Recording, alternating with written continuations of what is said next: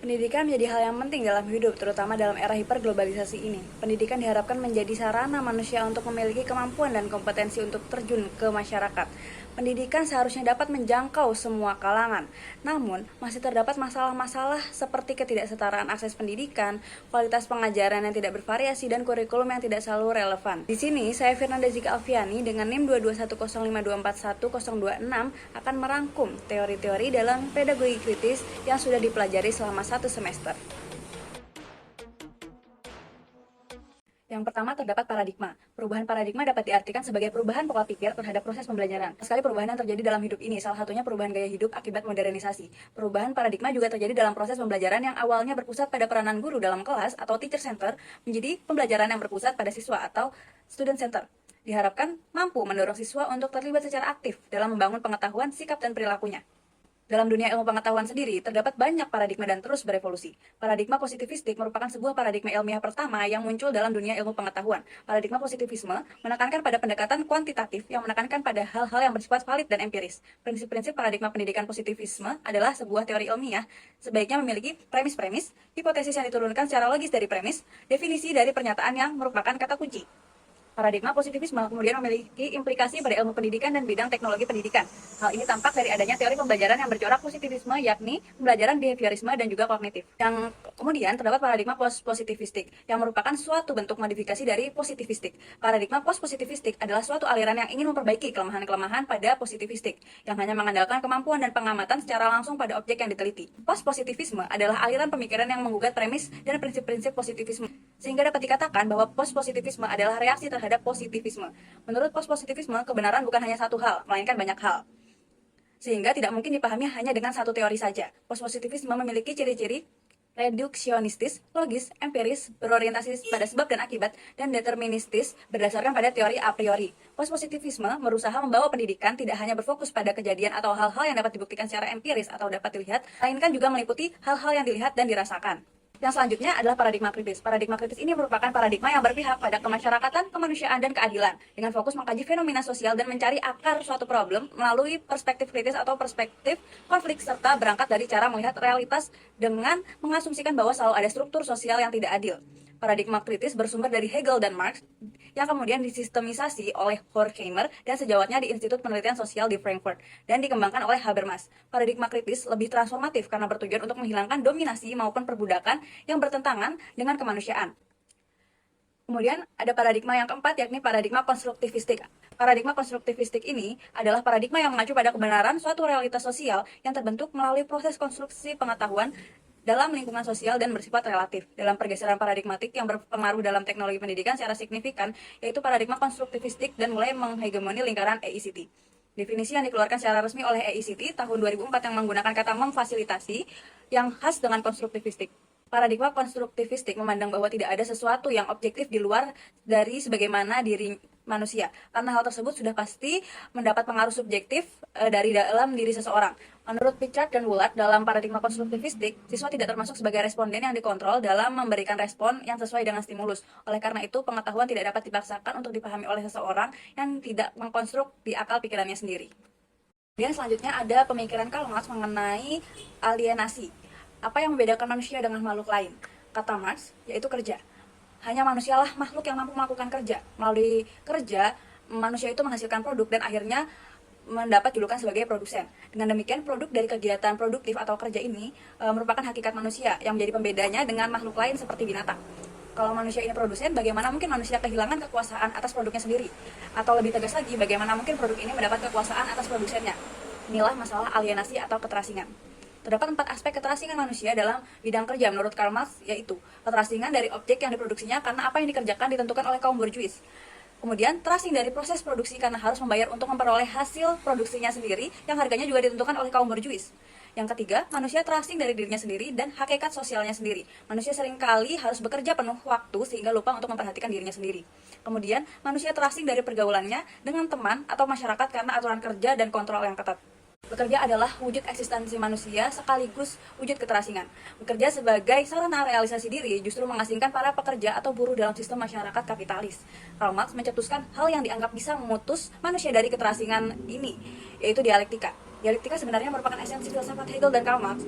yang memandang pentingnya dialektika, namun bukan hanya pada tataran gagasan. Marx melihat dialektika bisa dilakukan pada aspek kehidupan nyata, terutama bidang ekonomi. Dialektika pada dunia materialisme dianggap Karl Marx bisa menyelesaikan kontradiksi-kontradiksi atau pertentangan antara kaum kapitalis dan kaum proletar. Dialektika bisa menjadi jalan untuk menghindarkan manusia dari teralienasi. Dalam konteks pendidikan, Marx menggarisbawahi penggunaan pendidikan oleh kelas dominan sebagai alat kontrol dan dominasi terhadap kelas pekerja, dan menekankan pentingnya pembebasan dan perubahan sosial. Selanjutnya ada teori kritis 1 yang berisi pemikiran mazhab Frankfurt dan teori jargon Habermas. Teori kritis mazhab Frankfurt melalui visi emansipatorisnya menghendaki sebuah paradigma baru dalam ilmu pengetahuan sosial yang mampu membebaskan manusia dari dominasi ekonomi, kapitalisme, ragam ideologi mapan, serta tatanan sosial yang penuh penindasan dan ketidakadilan. Teori kritis mazhab Frankfurt meninggalkan pemikiran Marxisme klasik, diantaranya adalah meninggalkan teori nilai pekerjaan Karl Marx karena dianggap sudah kehilangan arti. Menurut mazhab Frankfurt, di dalam masyarakat industri maju, nilai pekerjaan tidak lagi menjadi tenaga produktif utama, tetapi ilmu pengetahuan dan teknologi lah yang menjadi tenaga produktif utama. Kemudian, meninggalkan analisis kelas, karena menurut mazhab Frankfurt, di dalam masyarakat kapitalisme lanjut, baik masyarakat atau antar kelas masyarakat sudah saling menyatu. Dengan demikian, teori tentang kelas proletar atau pekerja buruh yang ditindas oleh kelas berjuis juga ditinggalkan, karena dalam masyarakat kapitalisme lanjut, penindasan manusia tidak lagi berbentuk penindasan kaum kapitalis terhadap kelas pekerja, melainkan semuanya ditindas oleh sistem, di mana proses produksi yang ditentukan oleh teknologi sudah tidak lagi terkontrol. Kemudian meninggalkan teori tentang kaum proletar sebagai subjek revolusi, karena menurut mazhab Frankfurt, kaum proletar tidak lagi memiliki semangat revolusioner karena telah terintegrasi ke dalam sistem. Sebagai gantinya, mazhab Frankfurt melalui tokoh generasi pertama teori kritis, yakni Adorno dan Horkheimer, mengganti subjek revolusi Marx tersebut dari masyarakat proletar ke kaum intelektual, sedangkan Habermas menempatkan seluruh pihak manusia sehingga alat revolusi adalah rasio yang memihak. Kemudian meninggalkan kritik ekonomi kapitalis dan menggantikannya dengan kritik terhadap rasio instrumental, yaitu kritik yang lebih menyeluruh. Menurut mazhab Frankfurt, rasio instrumental telah menghasilkan budaya industri yang menghalangi perkembangan individu yang independen, otonom, dan mandiri. Kemudian, menurut mazhab Frankfurt, baik filsafat atau sains tidak lagi bersifat kritis karena tidak melihat adanya dehumanisasi atau alienasi dalam proses modernisasi yang berjalan, sehingga keduanya hanya berfungsi sebagai alat untuk mempertahankan status quo. Yang selanjutnya, teori yang dikembangkan oleh Jürgen Habermas adalah suatu kerangka kerja pemikiran yang berkembang dalam tradisi Frankfurt School dan melibatkan pandangan kritis terhadap masyarakat dan budaya. Habermas berfokus pada pengembangan teori komunikasi dengan menggunakan analisis linguistik dalam kerangka teori kritis. Secara umum, teorinya berusaha menggabungkan analisis struktur sosial kritis dengan pandangan terhadap komunikasi dan demokrasi, dengan tujuan mencapai pemahaman yang lebih baik tentang cara membangun masyarakat yang adil dan demokratis. Selanjutnya terdapat teori kritis 2. Teori kritis 2 ini merupakan evolusi dari teori kritis yang lebih umum, melibatkan perkembangan aliran-aliran pemikiran kritis setelah periode awal teori kritis yang berasal dari Frankfurt School. Dalam teori kritis 2 ini terdapat beragam sudut pandang dan pendekatan yang digunakan untuk menganalisis serta mengkritik masyarakat, budaya, dan kekuasaan. Pemikiran neo-Marxis dan pemikiran post-strukturalisme adalah dua aliran pemikiran yang berbeda dalam bidang teori sosial dan kritis, walaupun terdapat beberapa titik persamaan dan perbedaan di antara keduanya. Dalam pemikiran neo-Marxis menekankan pada pentingnya kesadaran kelas dalam memahami kenyataan sosial dan budaya, sedangkan pemikiran post-struktural menekankan pentingnya mempertanyakan dan mengkritisi struktur, kekuasaan, dan pengetahuan yang membentuk realitas sosial. Namun, pada kedua pemikiran tersebut, keduanya menekankan pentingnya kritik terhadap kekuasaan dan dominasi dalam masyarakat.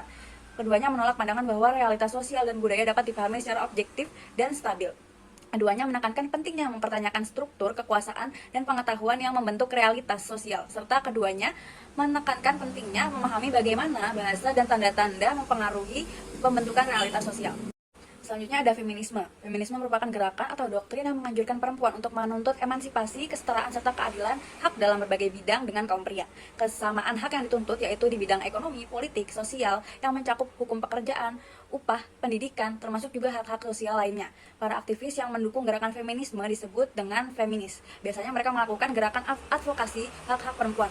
Feminisme berbeda dengan gender. Ciri-ciri feminisme yaitu 1. Adanya kesadaran eksistensi ketidakadilan gender di masyarakat. 2. Berpandangan bahwa gender bukan kodrat, namun konstruksi sosiokultur. Yang ketiga, memperjuangkan kesamaan hak laki-laki dan perempuan. Gerakan feminisme ini telah mengalami perkembangan dalam beberapa gelombang. Gelombang pertama dimulai pada tahun 1792 dan berfokus pada kesenjangan hak politik serta hak pilih dan hak jabatan perempuan. Lalu gelombang kedua yang muncul pada tahun 1960-an yang memperjuangkan kesetaraan di tempat kerja, keluarga, masyarakat, dan hak-hak reproduksi. Kemudian gelombang ketiga yang muncul pada tahun 1980-an yang mengkritik gelombang sebelumnya dan menekankan pada aktivitas teoritis.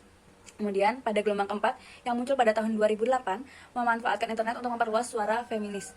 Gerakan feminisme juga mendapatkan respon beragam di Indonesia dengan kelompok konservatif, moderat, dan liberal. Meskipun gerakan feminisme telah menghadapi kritik dan tantangan, tapi masih terus berjuang untuk memperjuangkan hak-hak perempuan dan mengatasi ketidakadilan gender. Yang selanjutnya ada pendidikan sensitif gender. Gender adalah konsep yang menjelaskan perbedaan antara perempuan dan laki-laki yang dapat berasal dari faktor bawaan atau kodrati dan juga merupakan hasil dari pembentukan sosial dan budaya yang dipelajari melalui sosialisasi.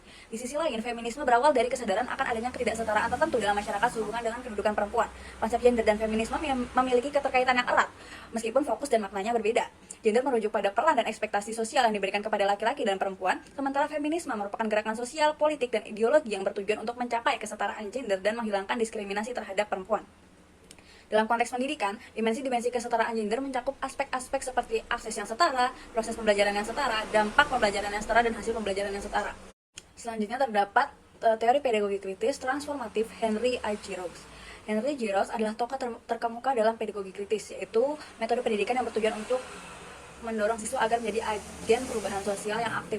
Dalam konteks reproduksi, pedagogi kritis berperan dalam mereduksi model mengajar transmisi dan membatasi propaganda, budaya, konformitas, dan penyerapan pengetahuan yang pasif. Dalam belantika pemikiran pedagogi kritis, Giroux mempunyai posisi yang relatif unik dibandingkan tokoh-tokoh pedagogi kritis lainnya. Berbeda dari pemikiran kritis lainnya, Henry Giroux sangat terbuka terhadap perkembangan pemikiran ilmu sosial. Dia tidak pernah membatasi eksplorasi teoritik pada satu aliran saja. Di berbagai karya ilmiahnya, Giroux secara kreatif mengkombinasikan berbagai macam cara pandang untuk membahas fenomena pendidikan. Pengembangan pedagogi kritis Giroux termasuk ke dalam ranah pendidikan karena setiap relasi yang luas, politik dan kekuasaan pasti memunculkan dominasi. Pembelajaran bukanlah sebagai praksis yang bersifat teknis, namun praksis politis untuk mentransformasi pengetahuan sebagai bagian perjuangan melawan dominasi. Sebagaimana sudah disinggung, dalam pendidikan terdapat pula dominasi yang berkepentingan seperti para teknokrat pendidikan, di mana gagasan para teknokrat justru diserap, didukung dan diyakini sebagai hal yang baik, rasionalitas teknokratik, sehingga sudah masuk ke dalam kesadaran subjektif. Pedagogi kritis transformatif menurut Henry I. Giroux mengacu pada pendekatan pendidikan yang bertujuan untuk mendorong pemikiran kritis, pemahaman sosial politik, dan tindakan perubahan sosial. Giroux menekankan pentingnya melampaui pembelajaran konvensional yang hanya berfokus pada fakta dan informasi, dan mengajukan bahwa pendidikan seharusnya menjadi alat untuk mengembangkan warga negara yang kritis, peduli, dan aktif secara sosial. Selanjutnya, terdapat pendidikan alternatif untuk kaum marginal. Kaum yang termarginalisasi dapat dikatakan sebagai kelompok dengan tingkat sosial dan ekonomi yang rendah. Contoh kaum yang termarginalisasi meliputi pengemis, pekerja buruh, petani, pekerja dengan penghasilan terbatas, orang-orang miskin secara umum, anak jalanan, penyandang disabilitas, korban kekerasan, remaja yang menganggur, individu yang terlibat masalah hukum, dan lain sebagainya. Istilah termarginalisasikan cenderung digunakan karena keadaan mereka yang pada dasarnya disebabkan oleh tekanan ekonomi, sosial, budaya, politik, serta kebijakan dan program pemerintah yang tidak berpihak. Pendidikan alternatif yang mereka terima tidak hanya berfungsi untuk mengembangkan potensi, namun juga perlu adanya muatan pedagogi kritis, sehingga mereka memiliki pemikiran kritis dan mampu memperjuangkan hak-hak yang harusnya mereka dapatkan. Usaha untuk mencapai kesetaraan melalui alternatif pendidikan bagi kaum marginal dianggap sebagai pencapaian kesetaraan secara hukum formal. Namun masih terdapat diskriminasi dalam hal kesetaraan akses, perlakuan dalam proses pembelajaran, dan akses terhadap sumber kehidupan setelah lulus. Pendidikan alternatif memiliki banyak interpretasi dan peran yang beragam. Adapun beberapa gagasan yang mempengaruhi munculnya pendidikan alternatif meliputi pembelajaran berbasis pada anak atau student-centered learning, menekankan pada pengalaman nyata, pengembangan rasa keindahan dalam pembelajaran, pembentukan kehidupan sekolah yang demokratis, serta penyesuaian terhadap perbedaan individu. Pendidikan alternatif mengacu pada program pendidikan atau sekolah yang berbeda dari sekolah konvensional dan dirancang untuk memenuhi kebutuhan siswa yang mungkin tidak dapat berkembang di lingkungan konvensional. Fungsi dari pendidikan alternatif adalah untuk memberikan pengalaman belajar yang unik kepada siswa yang sesuai dengan kebutuhan, minat, dan kekuatan masing-masing siswa. Pendidikan alternatif juga mencakup otonomi dalam pengelolaan dan reinterpretasi norma-norma yang diterima secara umum, serta menghargai kebutuhan dan nilai-nilai kelompok minoritas. Selain itu, dapat berfungsi sebagai bentuk perlawanan terhadap praktik pendidikan formal yang dianggap membatasi kemungkinan kelompok marginal untuk menciptakan pendidikan yang lebih sesuai dengan kebutuhan dan keinginan mereka. Selanjutnya, pendidikan demokratis dan multikultural. Pentingnya pendidikan demokratis dan pendidikan multikultural dalam konteks pendidikan di Indonesia. Pendidikan demokratis kritis melibatkan pemikiran kritis, partisipasi aktif, dan tanggung jawab dalam kehidupan demokratis. Tujuannya adalah membentuk warga negara yang demokratis dan mampu berpartisipasi secara aktif. Pengembangan budaya demokratis dalam dunia pendidikan melibatkan guru dan siswa dalam saling memberikan pendapat dan menciptakan lingkungan belajar yang demokratis. Pendidikan multikultural mengacu pada pengakuan dan penghargaan terhadap keberagaman budaya, agama, suku, dan bahasa. Tujuannya adalah mengembangkan pemahaman, apresiasi, dan keterampilan untuk hidup dalam masyarakat yang beragam. Pendidikan multikultural juga bertujuan untuk mengurangi ketidaktahuan, prasangka, dan diskriminasi terhadap kelompok-kelompok minoritas. Dimensi pendidikan multikultural meliputi pengakuan terhadap keberagaman, keadilan sosial, partisipasi aktif, dialog antar budaya, dan kritis terhadap ketidakadilan.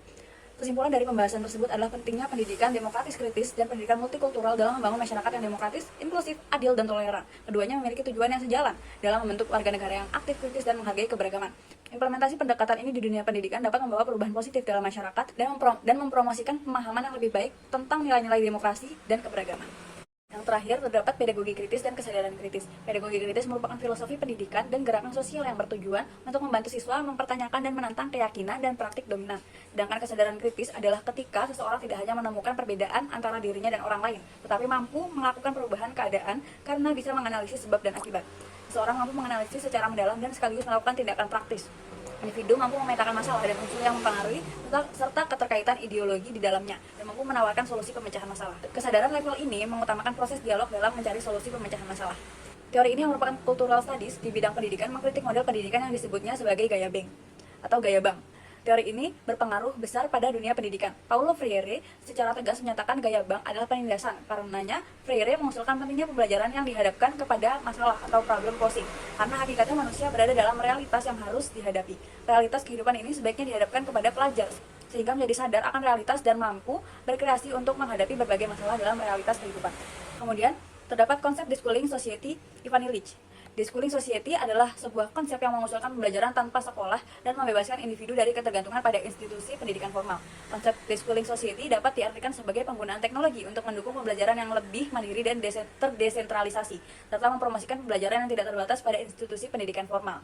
Contoh dari Deschooling Society seperti pelatihan-pelatihan yang ada di platform online yang tidak membutuhkan lembaga sekolah formal. Sekian ringkasan dan review singkat materi pedagogi kritis dari saya. Wassalamualaikum warahmatullahi wabarakatuh.